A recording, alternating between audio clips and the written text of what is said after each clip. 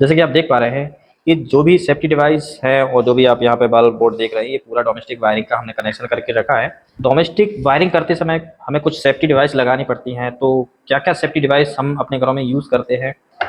एक तो होता है फ्यूज़, ठीक है, ये सेफ्टी डिवाइस है। ये आइसोलेटर है, ये सेफ्टी डिवाइस तो नहीं है क्योंकि ये हमें किसी तरह की कोई सेफ्टी प्रोवाइड नहीं कराता, ना ओवरलोड से ना शॉर्ट सर्किट से। ये मैन्युअली हमें ऑपरेट करना होता है। ये आइसोलेटर और एमसीबी का कॉम्बिनेशन है। ये हमें शॉर्ट सर्किट और ओवरलोड से प्रोटेक्ट करता है, ठीक है। इसके बाद एक डिवाइस होती है under over voltage relay. Under over voltage relay काफ़ी फायदेमंद होती है जहां हमारी एमसीबी का कैलकुलेशन वर्क नहीं करता है, जहां पे एमसीबी ट्रिप नहीं कर रही होती हैं ओवरलोड पे, ओवर वोल्टेज पे या अंडर वोल्टेज पे।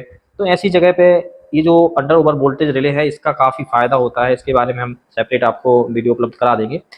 इसके बाद जो सेफ्टी डिवाइस होती है वो होती है आरसीसीबी। ये एनर्जी मीटर है, ये सेफ्टी डिवाइस नहीं है। इस पे सिर्फ हम राशियों को मेजर कर सकते हैं कि कितनी बिजली कंजप्शन हो रहा है, कितने एम्पियर का करंट बह रहा है, वो हम यहाँ पे देख पा रहे होते हैं। तो इस तरह से ये जो एनर्जी मीटर है डिजिटल टाइप का, ये किसी तरह की हमें सेफ्टी प्रोवाइड नहीं कराता है। सेफ्टी प्रोवाइड कराता है हमें आरसीसीबी। तो ये आरसीसीबी है, ये हमें करंट लगने से बचाता है। उसके बाद ये एमसीबी होती हैं, और एमसीबी क्या करती हैं, ये ओवरलोड और शॉर्ट सर्किट से हमारे उपकरणों को बचाती हैं। हमारी जो वायरिंग होती है, यदि शॉर्ट सर्किट होता है तो ये वायरिंग जल जाती है, हमें उससे भी बचा लेती हैं।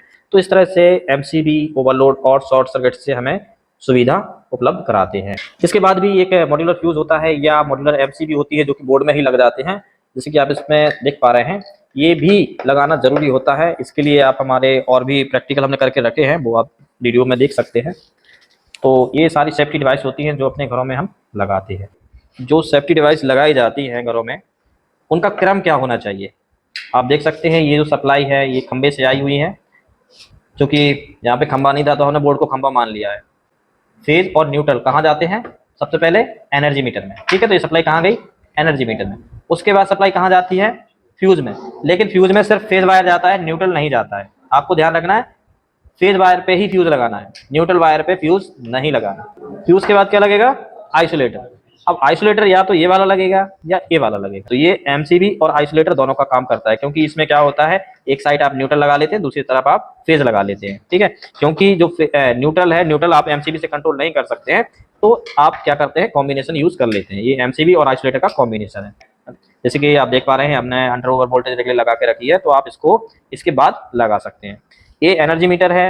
ऐसा नहीं कि आपको भी एनर्जी मीटर लगाना है। एनर्जी मीटर मैंने सिर्फ लोड कैलकुलेशन के लिए लगा के रखा है, क्योंकि मुझे बहुत सारे प्रैक्टिकल करने होते हैं, इसमें लोड कैलकुलेशन करना होता है, इसलिए मैंने इसमें एनर्जी मीटर लगा के रखा है, ठीक है।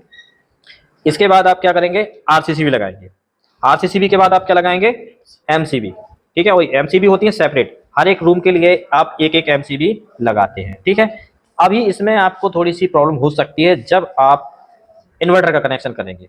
इन्वर्टर का कनेक्शन कभी भी आपको आरसीसीबी के पहले नहीं देना है। जब भी आप इन्वर्टर को इनपुट देंगे तो आपका इनपुट सप्लाई आरसीसीबी के बाद से होना चाहिए।